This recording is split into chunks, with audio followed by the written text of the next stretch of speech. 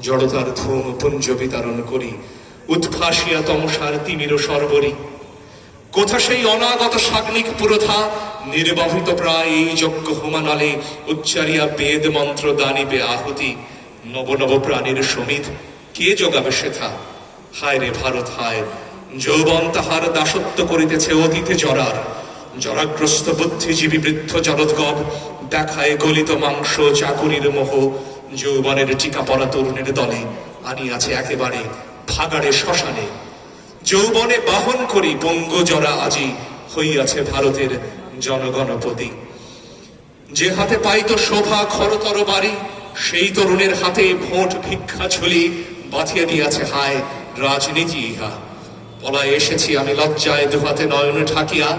যৌবনের লাঞ্ছনা দেখিবার আগে কেন মৃত্যু হইল না? রে তরুণ, তোমারে ফিরিয়া আমি কাঁদি।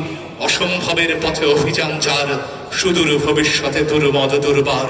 সে আজি অতীত পারে মেলিয়া নয়ন, কেবলই পেছনে চলে নেতার আদেশে। তলোয়ার হইয়াছে লাঙ্গলের ফলা।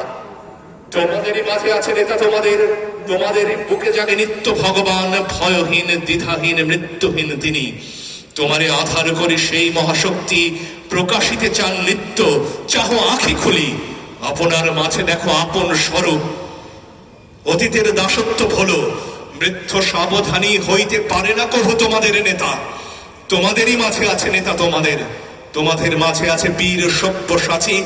আমি শুনিয়াছি বন্ধু ওই ঐশী বাণী, ঊর্ধ্ব হতে রুদ্র মরে নিত্য কহে হাকি।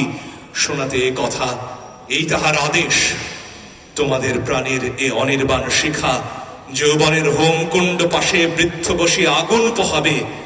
বন্ধু, এ দৃশ্য দেখিতে যেন নাহি বাঁচি আর, সমাধি হইতে আর যেন নাহি উঠি প্রলয়ের আগে। অনেক ধন্যবাদ।